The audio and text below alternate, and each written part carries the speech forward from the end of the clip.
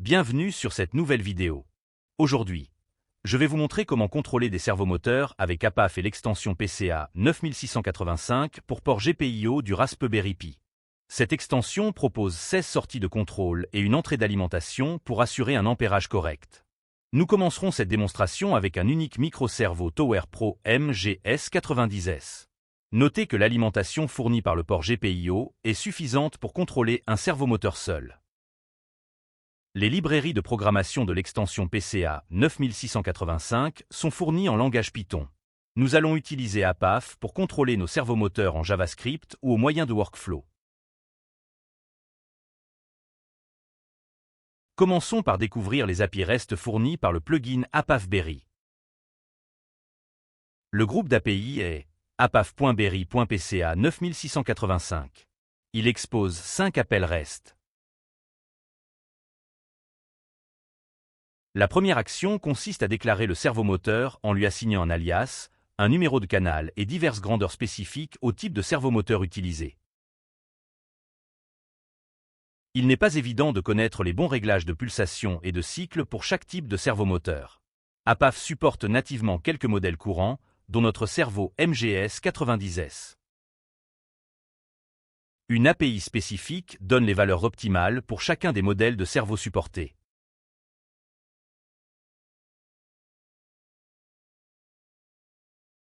Utilisons ces valeurs pour enregistrer notre servomoteur sur le canal 0. Nous lui donnons l'alias S0. Par la suite, il est plus simple de se rappeler de l'alias que du numéro de canal, surtout en cas d'utilisation de nombreux servomoteurs. Dès l'enregistrement, le servomoteur est mis sous tension et rejoint sa position initiale. Il existe deux API pour contrôler le servomoteur. La première assigne une position absolue que le servo va atteindre à pleine vitesse.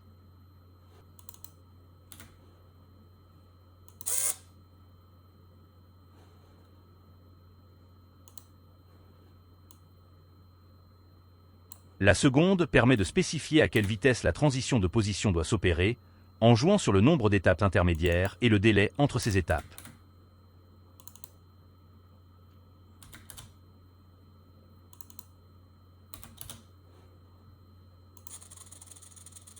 Cela permet des transitions plus douces, sans à-coups.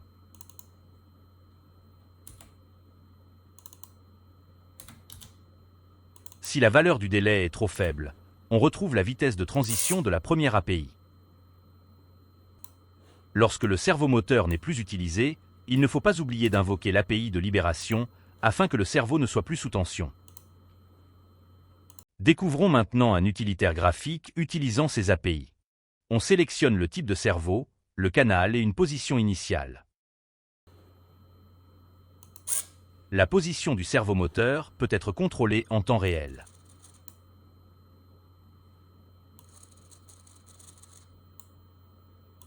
On peut donc utiliser une application graphique APAF pour contrôler jusqu'à 16 servomoteurs. Mais ce type de manipulation n'est pas adapté pour des actions répétitives ou demandant une grande précision. De plus, il est difficile dans ce cas de contrôler plus d'un servomoteur simultanément. La solution, une fois encore, passe par l'utilisation des workflows APAF. Voici un simple workflow de contrôle pour notre servomoteur sur le canal 0. Le premier nœud sert à déclarer notre servomoteur. On retrouve les paramètres de pulsation et de cycle vus précédemment. L'utilisation d'un alias prendra ici tout son sens.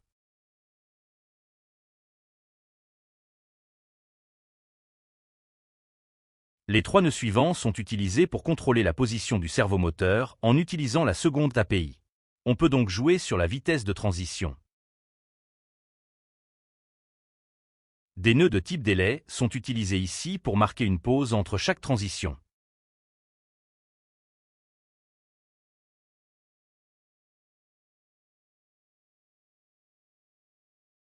Le dernier nœud libère le servomoteur après l'avoir ramené à sa position initiale. Exécutons ce workflow. Le servomoteur passe successivement des positions 256, 512, puis 0, à faible vitesse. Le grand avantage d'utiliser des workflows est qu'il est très simple de définir des séquences qui seront ensuite répétées identiques à elles-mêmes. Ici, nous avons incorporé notre succession de transitions dans une boucle for.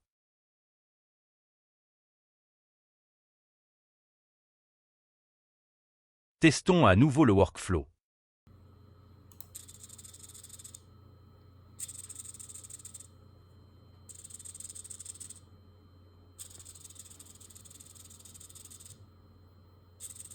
Notre séquence s'enchaîne 3 fois, rigoureusement identique.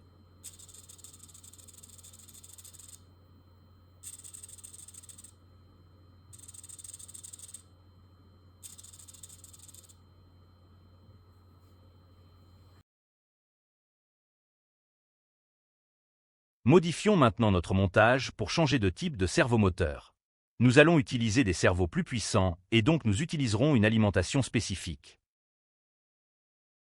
L'application graphique permet encore une fois de tester nos servomoteurs indépendamment, ce qui est très pratique en phase de mise au point. Notez l'utilisation d'une petite batterie LiPo pour alimenter nos servos.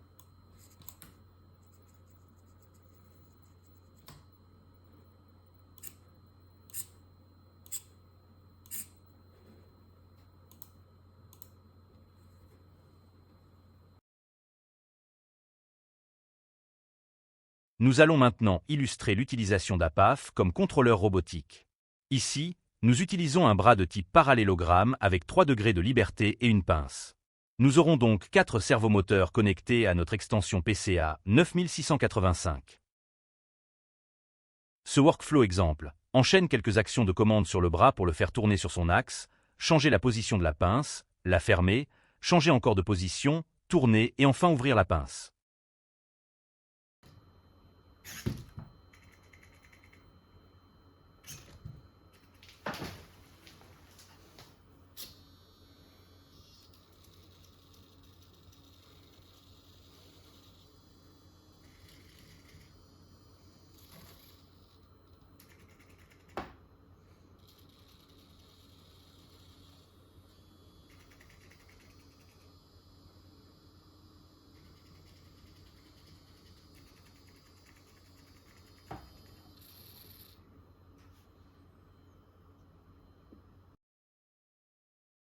Il fait appel à des sous-workflows pour l'initialisation des servomoteurs et leur libération.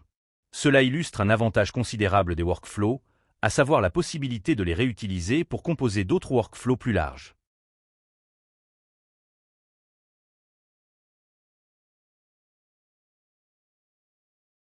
Ici, le workflow de libération des servomoteurs ramène ceux-ci dans une position correcte avant de les mettre hors tension.